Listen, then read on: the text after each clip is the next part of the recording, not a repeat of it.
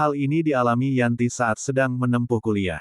Kebetulan rumah kos yang Yanti tinggali melewati sebuah lapangan bola yang luas dan di belakangnya terdapat pekarangan dan sawah. Bila pagi tak sore banyak remaja yang bermain bola di lapangan. Tapi berbeda di kala malam, suasana terasa sepi dan terkadang terasa menyeramkan. Yanti pernah punya pengalaman horor. Malam Jumat seperti biasa Yanti mendengarkan lagu dari smartphone. Tepat pukul 20.30. Yanti fokus dengan mendengarkan lagu sambil bernyanyi. Walaupun demikian Yanti masih asyik mendengarkannya sambil chatting di grup Facebook. Yanti menyempatkan diri untuk chat dengan teman-temannya di grup WA. Karena keasyikan chatting tak terasa waktu sudah menunjukkan pukul 12 malam. Biar suasana tidak sepi, Yanti menyalakan televisi. Setelah beberapa lama Yanti mulai mengantuk, segera menyimpan smartphone dan matikan televisi dan beranjak tidur. Dok, dok, dok. Tiba-tiba Yanti mendengar suara jendela kamar kosnya diketuk oleh seseorang dari luar. Yanti coba mendengarkan kembali tapi suara ketukan itu tidak terdengar. Yanti pun kembali melanjutkan tidurnya dan kali ini suara ketukan jendela kembali terdengar.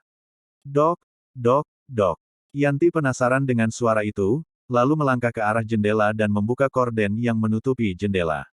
Tapi, di luar tidak ada siapa-siapa sama sekali. Yanti kembali ke kamar tidur dan kembali menyalakan televisi. Kali ini waspada dan menunggu apakah suara gaduh itu akan terdengar kembali. Ternyata benar, ketukan itu terdengar semakin kencang. Yanti melihat kaca jendela yang bergetar hebat tapi tidak melihat siapa yang mengetuknya. Bahkan kali ini terdengar suara geraman. Keringat dingin membasahi kening dan Yanti sangat ketakutan. Kali ini matanya menatap tembok di sebelah jendela dan astaga, tiba-tiba muncul sosok wanita bergaun putih menembus tembok dengan suara geraman yang menyeramkan.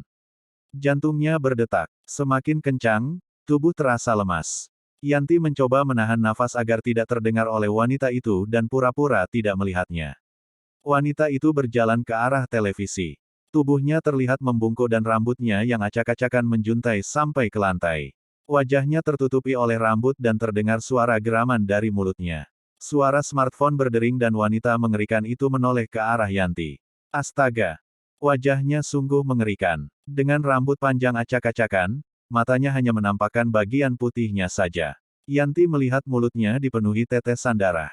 Kulit yang sangat pucat. Sosok itu kini berjalan terseok-seok mendekati Yanti. Yanti tak kuasa menahan rasa takut dan ketakutan yang teramat dalam.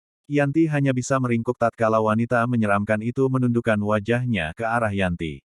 Dari ekspresinya yang seram Yanti bisa merasakan bahwa dia sedang marah dan tidak suka kepadanya.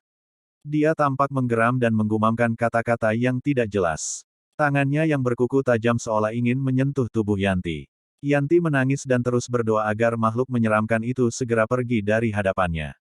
Tak lama tercium bau seperti benda terbakar yang menyengat kemudian suasana kembali hening. Walaupun demikian suara geraman wanita itu masih terdengar walaupun semakin pelan dan menjauh. Setelah kejadian itu Yanti tidak bisa tidur hingga terdengar suara azan subuh. Keesokan paginya Yanti bertanya kepada tetangga kamar yang sudah lama kos di tempat itu.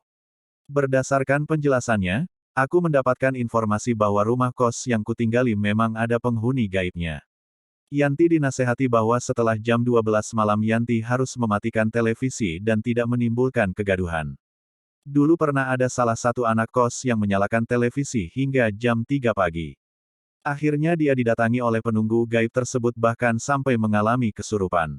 Mulai saat itu, Yanti tidak berani berbuat kegaduhan dan suara keras di malam hari.